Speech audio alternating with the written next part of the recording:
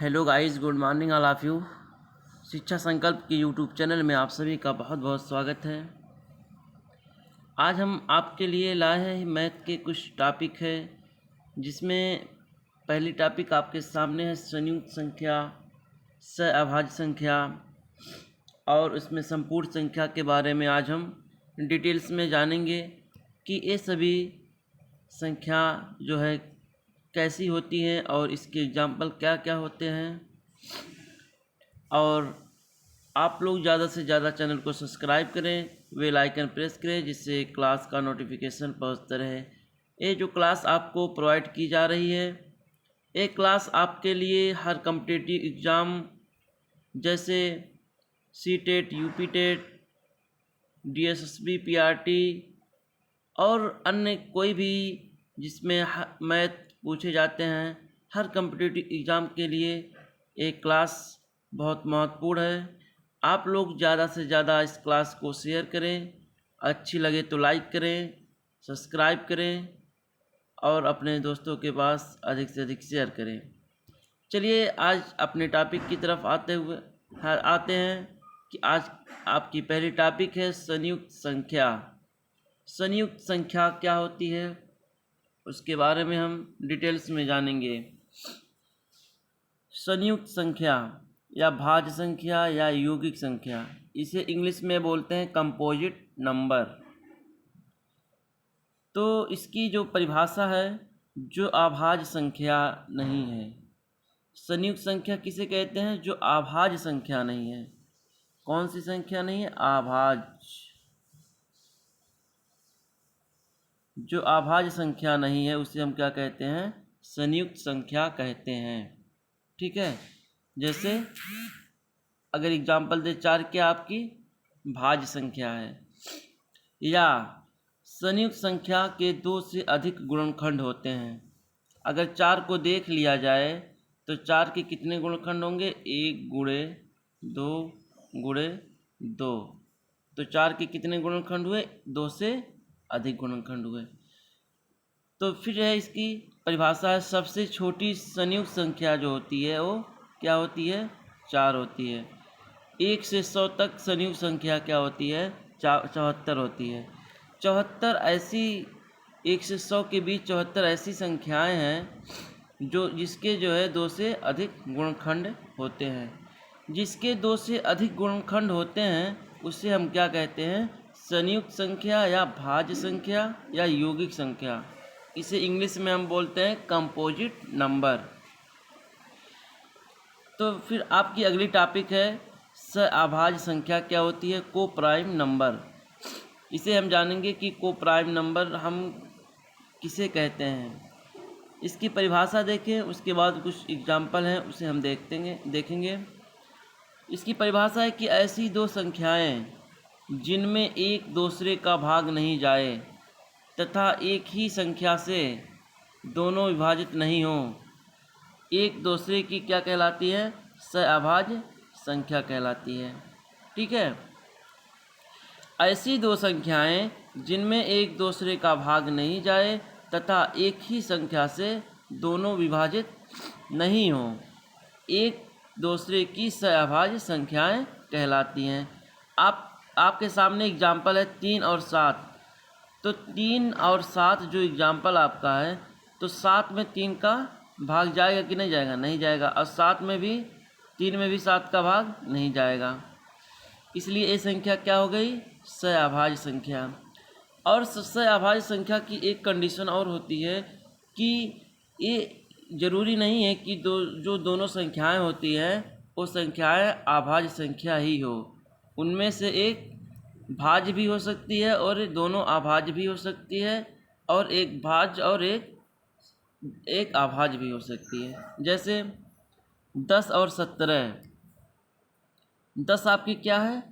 भाज्य संख्या। और 17 क्या आपकी अभाज्य संख्या है। तो ये दोनों जो संख्याएं हो गई आपकी सहअभाज्य संख्या हो गई। 10 में अगर 17 से भाग दिया जाए या विभाजित किया जाए तो इसमें 10 में 17 का भाग नहीं जाएगा, और अगर 17 में 10 का भाग दिया जाए तो 17 में भी 10 का भाग नहीं जाएगा। तो इसलिए कौन सी संख्या हो गई, कोप्राइम नंबर। कौन सी संख्या, कोप्राइम नंबर। इसी तरह 25 और 36 है। 25 आपकी अभाज्य संख्या है और 36 आपकी भाज्य संख्या है। तो 25 में अगर 36 से विभाजित किया जाए तो इसको जो है पूरी तरह विभाजित नहीं होगी। अगर 36 में 25 से विभाजित किया जाए तो 36 भी 25 से विभाजित नहीं होगी। तो इसे हम क्या कहेंगे, कोप्राइम नंबर। अब एक एग्जांपल और है 11 और 12। अगर 11 को 12 से विभाजित किया जाए, 11 को 12 से विभाजित किया जाए तो 11 जो संख्या है वो 12 से पूरी तरह विभाजित नहीं होंगी। अगर 12 को 11 से विभाजित किया जाए तो 12 भी 11 से विभाजित नहीं होगी। इसलिए हम इसे क्या कहेंगे, कोप्राइम नंबर। ठीक है।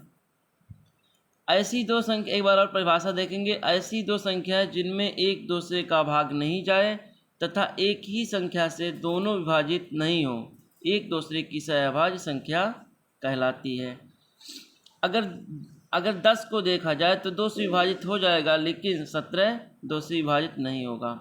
अगर 25 और 36 में अगर देखा जाए, 36 जो है 6 से विभाजित हो जाएगा, लेकिन 25 नहीं होगा। ठीक है। ऐसी कंडीशन में इन संख्याओं को हम कहेंगे कोप्राइम नंबर।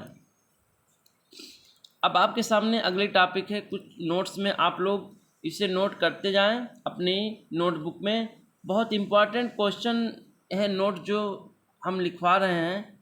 एग्ज़ाम में सीधे क्वेश्चन पूछे जाते हैं। ऑब्जेक्टिव में 2 से 4 ऑप्शन इस तरह से दे देंगे और उसमें से एक कोई अलग से ऑप्शन आपके ऑप्शन में दे दिया जाएगा। तो आपको उसमें से पूछ लिएगा इनमें से कौन अभाज्य संख्या है, कौन सा अभाज्य संख्या की कंडीशन पूरा करता है, कौन सी से अभाज्य संख्या की कंडीशन नहीं पूरा करता है। इस तरह से जो क्वेश्चन एग्जाम में पूछे जाते हैं। पहला क्वेश्चन आपके पहला नोट्स में आप लिखिए कि अभाज्य संख्या में सदैव सहअभाज्य संख्या होती है। अभाज्य संख्याएं सदैव सहअभाज्य संख्याएं होती हैं। ठीक है, एक कंडीशन आपकी हो गई। दूसरी कंडीशन है अभाज्य संख्या होने के लिए दोनों संख्याओं का अभाज्य संख्या सहअभाज्य संख्या होने के लिए, अभाज्य केवल नहीं, सहअभाज्य संख्या होने के लिए दोनों संख्याओं का अभाज्य संख्या होना आवश्यक नहीं है। अभी एग्जाम्पल देखिए, जैसे 10 और 11। तो 10 इसमें क्या है, भाज्य संख्या है, और 11 क्या आपकी है, अभाज्य संख्या। तो ये जरूरी नहीं है कि दोनों सहअभाज्य संख्या होने के लिए दोनों संख्याएं ही अभाज्य संख्या हो। एक अभाज्य भी हो सकती है और एक भाज्य भी हो सकती है। ठीक है। और दूसरा नोट्स में आप नोट करिए, दो लगातार प्राकृतिक संख्याएं सदैव सहअभाज्य संख्याएं होती हैं।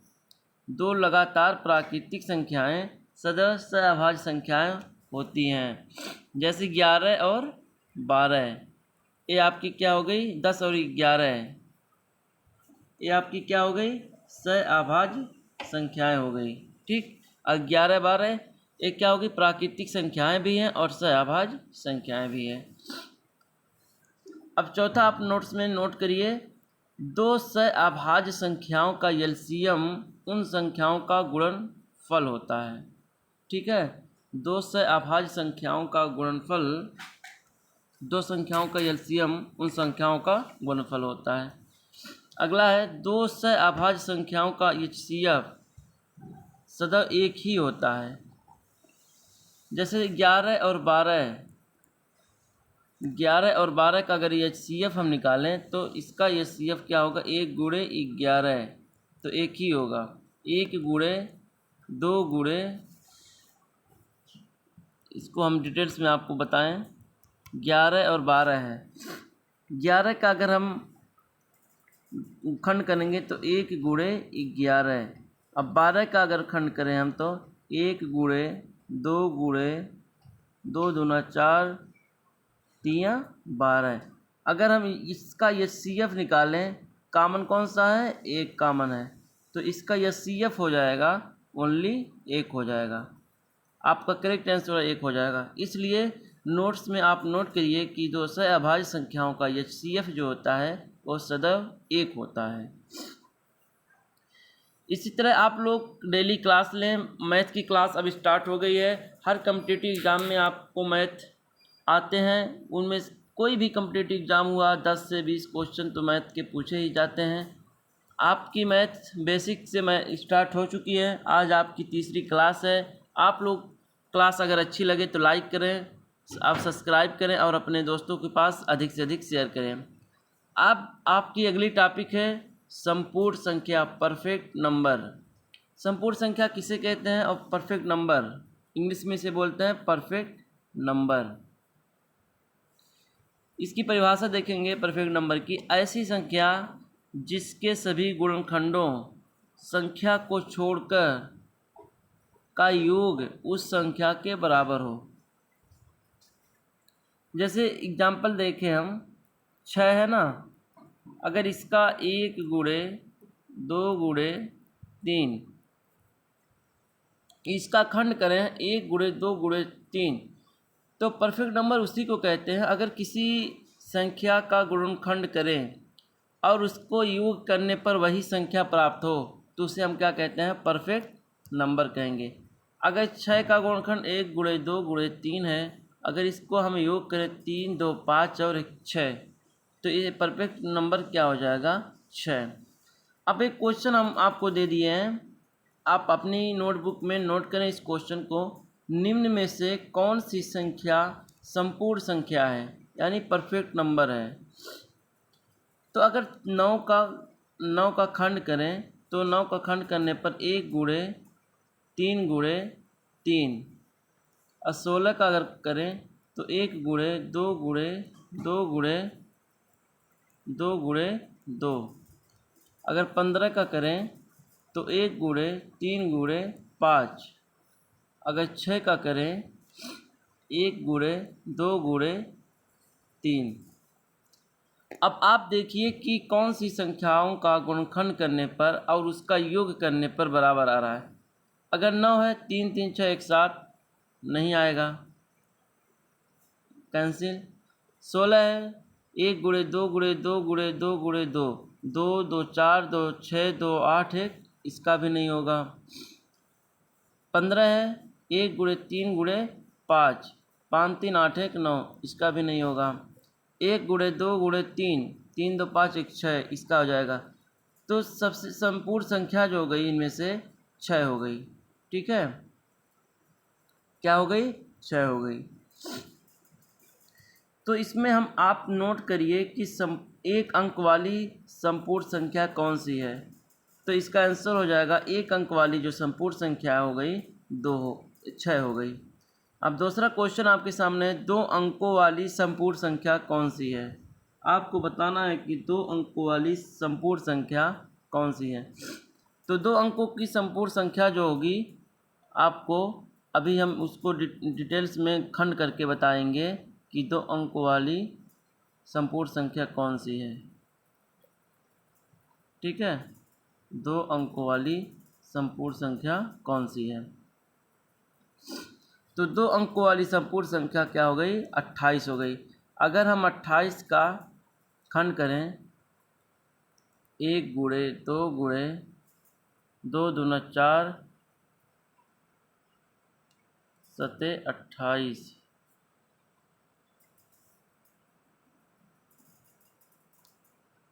2 अंकों वाली 3 अंकों वाली संपूर्ण संख्या क्या होगी, 496 होगी। क्या होगी, 496 होगी, 496 होगी। और 4 अंकों वाली 8128 होगी। इसको आप डिटेल्स में जान लें। जो एक क्वेश्चन कभी कभी एग्जाम में पूछ लिए जाते हैं कि 2 अंकों वाली संपूर्ण संख्या कौन सी है, 3 अंकों वाली संपूर्ण संख्या कौन सी है, 4 अंकों वाली संपूर्ण संख्या कौन सी है। अब आपकी अगली टॉपिक है दशमलव संख्याएं। दशमलव संख्या में आज हम इसकी परिभाषा देखेंगे, उसके बाद अगली क्लास में इसका क्वेश्चन करेंगे कि शांत दशमलव अशांत दशमलव क्या है। शांत दशमलव संख्याएं, दशमलव संख्या में एक शांत दशमलव होता है, एक अशांत दशमलव होता है। इसको इंग्लिश में बोलते हैं टर्मिनेट डेसिमल नंबर और इसको नॉन टर्मिनेट डेसिमल नंबर। ठीक है, इसका एग्जाम्पल हम देखेंगे शांत दशमलव का। जैसे 1/4, तो 4 पर इसको 0 हटाएंगे तो ये क्या हो जाएगा, 100 हो जाएगा। 4×25 ही 100। 0.25 ये आपको शांत दशमलव के अंतर्गत आएगा। अशांत दशमलव में दो होते हैं, एक अशांत आवर्ती दशमलव होता है। क्या होता है, एक अशांत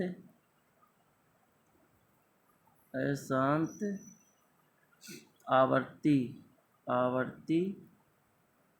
दशमलव, अशांत आवर्ती दशमलव। एक होता है अशांत अनवर्ती दशमलव, अशांत अनवर्ती दशमलव। ठीक, इसको बोलते हैं non terminate regulatory decimal number और इसको बोलते हैं non terminate regulatory decimal number. ठीक, इसका एग्जांपल देखेंगे। एग्जांपल इसका देख लें, 1/3 बराबर 0.3333। तो इसको हम अगर बार बार 3 आता जा रहा है तो इसमें बार लगा देंगे, तो इसी को हम कहते हैं अशांत आवर्ती दशमलव नंबर। ठीक, और अशांत अनुवर्ती जो होता है, जैसे एग्जांपल √2, अगर √2 का मान निकालें तो होता है 1.4145। इसे बोलते हैं अशांत अनुवर्ती दशमलव नंबर। ठीक है, इसे परिमेय संख्या और इसे अपरिमेय संख्या भी बोलते हैं। इसे जो है, इसे परिमेय संख्या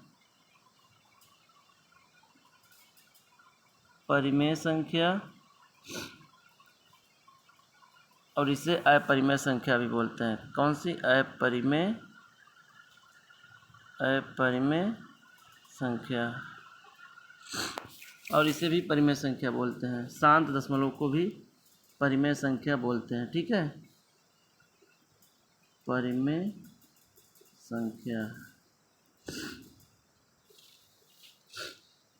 अब अगली क्लास में आपको पढ़ाएंगे कि शांत दशमलव के कुछ से नोट्स हैं, उसको हम डिटेल्स में जानेंगे। उसके बाद क्वेश्चन पे चलेंगे कि शांत दशमलव अशांत दशमलव के क्वेश्चन किस तरह एग्जाम में पूछे जाते हैं, इसके बारे में हम डिटेल्स में चर्चा करेंगे। आप लोग क्लास को लाइक करें, सब्सक्राइब करें और अपने दोस्तों के पास अधिक से अधिक शेयर करें। धन्यवाद। All of you, thank you.